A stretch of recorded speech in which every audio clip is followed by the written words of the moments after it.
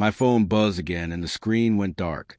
I stood in our kitchen with the refrigerator humming behind me, the smell of coffee gone cold. The message had flashed on her phone, lighting up the counter while she was in the shower. I told myself to be anything, work stress, a joke between friends, but my chest tightened like it already knew better. That night was a company party, the one she'd insisted we attend together, the one she bought a new dress for and practiced a smile in the mirror that didn't quite reach her eyes. At the party, she was radiant in a way I hadn't seen in months, laughing too loud, touching my arm like she needed an audience to remind herself we were married. I noticed the missed calls on her phone when she thought I wasn't looking. I noticed how she angled her body away from me whenever her co-workers gathered close. I noticed how a man across the room, Mark, kept finding reasons to be near her, refilling her glass, leaning in to hear what she said. I told myself I was being paranoid.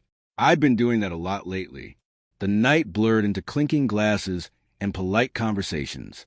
Then someone suggested a toast. My wife took the microphone, cheeks flushed, eyes bright. She scanned the room and laughed, a brittle sound. "Can I be honest for a second?" she said. "Life doesn't always turn out how you plan. Sometimes you make choices you think are right, and they turn out to be mistakes." A few people chuckled, expecting a joke. Her gaze landed on me. "Like marrying too young," she added. "Some mistakes take years to admit." The room went quiet. Not dramatic silence. Worse. The kind where people glance at each other, unsure if they should laugh or look away. I felt heat rise up my neck. My ears rang. In that moment, memories crashed into me. Our tiny first apartment. The nights we stayed up talking about everything, the way she used to squeeze my hand when she was nervous.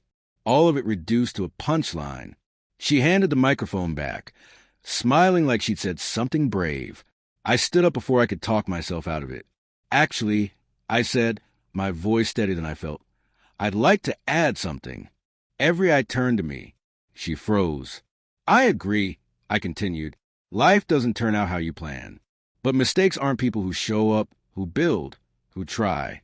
Mistakes are lies you tell yourself, so you don't have to tell the truth." A murmur rippled through the room. I looked at her, really looked. "And if I'm a mistake," I said softly, "then you made me one by pretending you were still here, while texting someone else that you couldn't wait to stop pretending." Her face drained of color.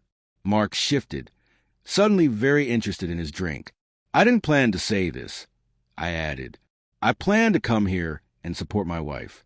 But I won't be humiliated for believing in us." Silence, thick and absolute. I set the microphone down and walked out. In the parking lot, the night air hit me like a wave. My hands were shaking. A minute later, she came running, heels clicking, eyes wet. "You embarrass me," she said. I laughed one sharp breath. "You call me a mistake." She looked away. "I didn't mean it like that." "How did you mean it?" I asked. The truth came out in pieces. Emotional closeness that crossed lines. Late nights that weren't about work. Messages deleted. Feelings justified. She said she felt lost. Unseen. She said it wasn't physical. Yet, she said she didn't know how to stop. I listened, heart splitting, loving her and hating the way she was making sense of hurting me. "I still care about you," she whispered. "I know," I said, "but caring isn't the same as choosing." That night, I slept on the couch. In the days that followed, everything hurt differently. Songs, inside jokes, the quiet before sleep. I questioned myself, what I missed, where I failed. But I also saw the truth clearly for the first time. Love can't survive contempt. We tried talking. Therapy was mentioned. So was space. In the end, what stayed with me wasn't the betrayal. It was the moment I found my voice. The moment I refused to be reduced to a punchline in my own life. I didn't leave angry. I left honest. And for the first time in a long time, I wasn't pretending either.